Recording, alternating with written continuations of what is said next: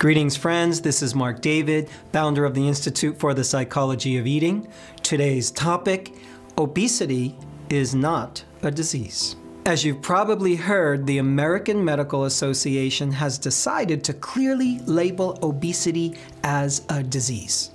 Now, oddly enough, this new strategy actually went against the recommendations of a special committee that was formed to explore this very topic. You will likely hear all kinds of official fanfare about how this is such a wise and generous move because now the doctors and insurance companies will put more emphasis on this condition in order to minimize its negative effects. Please don't be fooled by this for a second. When was the last time insurance companies were loving on you when it came to your health or your house or your car? When was the last time they truly advocated for your well-being? It's not their job. What you may not know is that there is absolute widespread agreement that the very measure used to determine obesity, BMI, also known as body mass index, is absolutely flawed and inaccurate. No one really debates this simple truth. BMI does a poor job of measuring your overall lean muscle tissue and body fat composition. So here's what I like to suggest. Obesity is not a disease. It's a symptom. Now, this doesn't lessen the importance of addressing obesity. In fact, it strengthens it. Now, a symptom means this: something that points to something else. Are you surprised at that? Does that make sense to you? Let me explain what I mean. A headache is always a symptom. A headache is not a disease. The symptom called headache is pointing to something else. It might point to the fact that you had a concussion while playing a sport. It might point to the fact that you have too much caffeine in your diet. It might point to the fact that you have a toxin or mold in your home. It might point to a food allergy, to stress. It might point to a lack of sleep, to eye strain. It might point to personal or emotional issues at work or at home.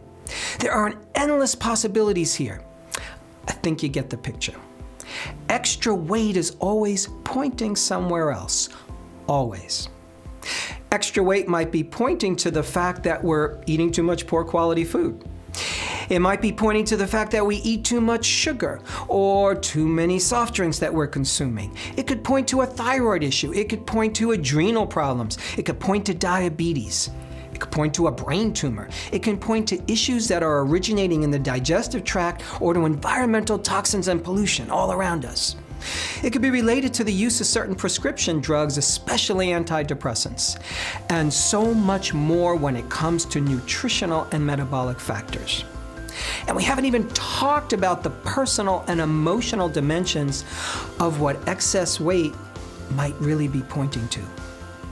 Extra weight can be pointing to excessive amount of stress in one's life, and such stress could be related to work, to relationship challenges, family issues, financial woes, divorce, death of a loved one, so much more.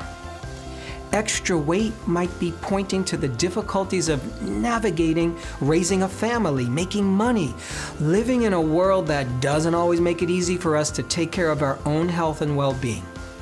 So for all these reasons, obesity is not a disease. It's a symptom. It's letting us know that there is something else that needs to be addressed. It's letting us know that somehow life is out of balance because the body's carrying around too many more pounds than it needs. Indeed, perhaps one of the biggest places that the symptom called obesity points to is a world out of balance. We tend to take a look at extra weight as exclusively the problem of the person who has it. But these days, so many newborns are exposed to a mother's diet in the womb that predisposes them to obesity. And then they pop out of the womb and they're fed unnatural amounts of junk food, sugar, and poor quality carbohydrate products that masquerade as food, and obesity becomes almost predictable. This is not so much a personal problem, my friends, it's a collective one. We live in a world where food production has been hijacked by corporations that don't have a lot of regard for individual health. Sorry to break down news to you, if that is news to you. But they have a high regard for maximizing profits. We live in a world where we're taught to consume and never stop when it comes to buying things and having things. We live in a world where there is a barrage that happens nonstop, day in and day out, through advertising, through media that's programming the highly susceptible minds of humans young and old to consume foods that almost guarantee weight gain. Can you see the picture here? Perhaps the American Medical Association should take a nice big stethoscope and put it on the hearts of leaders of industry and government. Are those hearts beating properly? Are those hearts truly open? Do those hearts have the best interest of those that they're supposedly meant to serve? Obesity is not a disease.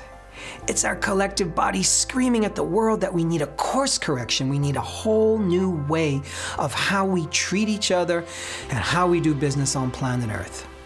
We don't need less weight. What we truly need is more love, more care and concern, and more people waking up to an enlightened way of living and being.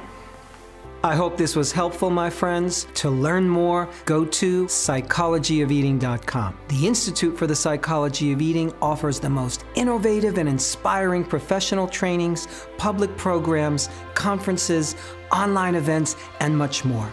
Through our Eating Psychology Coach Certification training, you can grow a new career and help your clients break through the most compelling eating challenges of our times. If you're focused on your own eating and health, the Institute offers a great selection of one-of-a-kind opportunities to take a big leap forward in your relationship with food. We are proud to be international leaders in online and live educational events that are designed to create the breakthroughs you want most. Our professional and public programs are powerful, results-oriented, and embrace all of who we are as eaters. I'm talking body, mind, heart, and soul. For questions, you can always email us at info@psychologyofeating.com. We'll be sure to get back to you real soon. This is Marc David, founder of the Institute for the Psychology of Eating. Thank you so much for your time and interest.